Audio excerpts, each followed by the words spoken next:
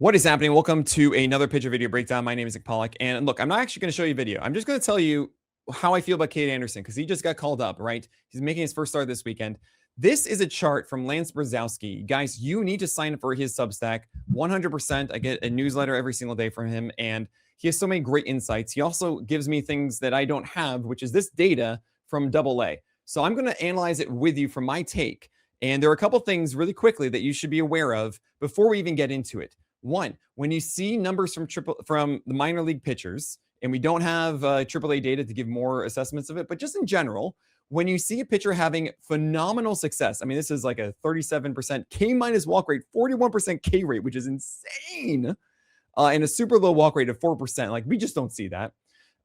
Generally, when you have success in the minors and you are changeup focused, that should have a small red flag. Why? Because batters in the minors are worse at handling a four-seamer changeup pitchers than they are in the majors. We see this all the time from like right-handers, and I am way down on right-handed pitchers who are command focused and changeup focused. Think of a wonderful guy off in Atlanta. J.R. Ritchie did not have a lot of success, even though he did inside the minors. This is the perfect example of it. Now, it's a little different when it's a lefty because you can't be that swatch, the southpaw with a tight changeup, and that could very well translate to the majors. It's just in general, you want breaking ball focused and four-seamer excellence over changeup and command. So that innately gives me some hesitation for Kade Anderson. And I want to show you right now, this is what he's throwing.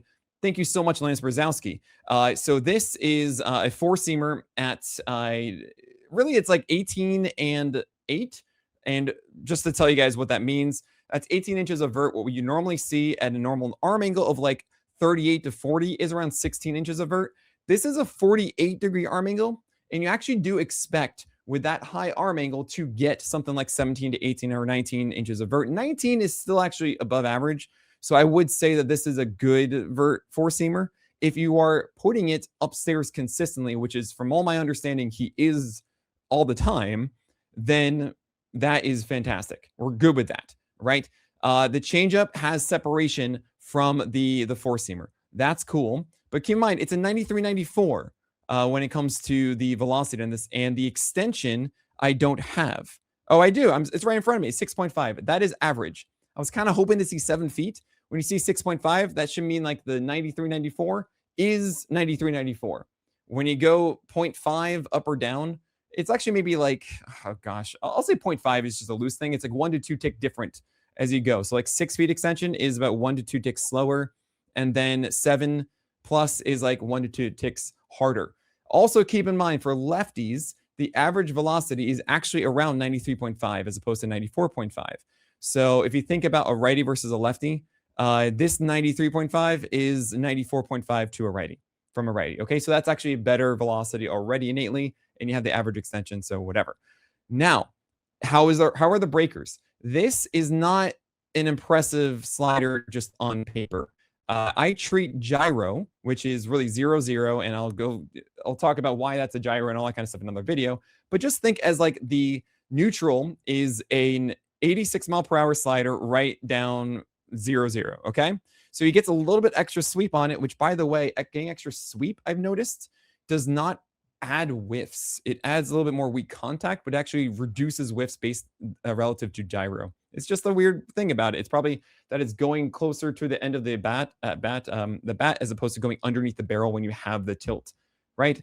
Okay. So anyway, and what I'm trying to say here is that this on paper is not a great slider, but what Lance does mention inside of his wonderful newsletter is that it is a 51% zone rate on that slider, which is just crazy high, right? He gets a ton of extra strikes with this slider all the time to right-handers.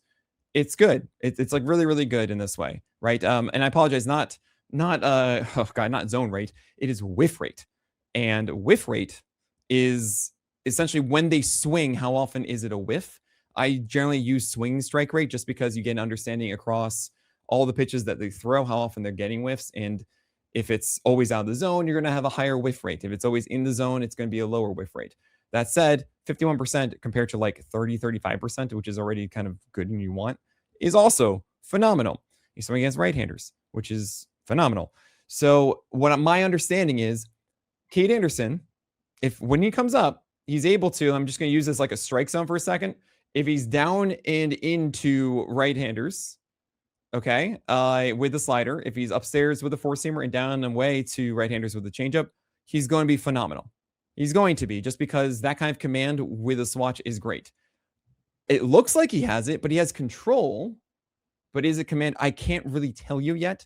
And it's why I've been lower on Kade Anderson than others, because this is not velocity that we love, right? I mean, this is the stuff plus against a right-hander's 96. It's 106 to lefties, which is kind of interesting. And then you have the changeup, which does not have high stuff plus, right? It's the slider. The slider stuff plus being this is actually very fascinating to me. But keep in mind, 100 on a slider is not good because it's stuff plus across everything. It's not relative to the pitch type, and sliders are always going to be higher. So just keep all of that in mind with Kade Anderson. Obviously, a spec ad and everything, and it really does seem like this is an elite command pitcher. Not necessarily just even control, I mean 4%, but you would normally have the 4% walk rate with a much lower strikeout rate. And to see that kind of gap does mean that you are also throwing it out of the zone and getting that chase rate. And look at this. This is a 91st percentile, 33% chase rate, right? Super high zone rate, though, is kind of interesting to me, and you can get away with it in the minors. You might not in the majors. So lots of things to think about here with Kade Anderson. Also, I got to say, fly ball rate at 31% is very strange when you are a swatch, because you are going to get a lot of four-seamers in the air in all likelihood upstairs. Curious what that is about. It might be low four-seamers and then changeups underneath. I don't think so, but we'll see what happens here. Pick him up. I'm excited about it, but just understand those rules when it comes to Kade Anderson, that it's not an amazing fastball. It's very command reliant, and it's about the arsenal all working together at the right spots that has really created this incredible minor league run.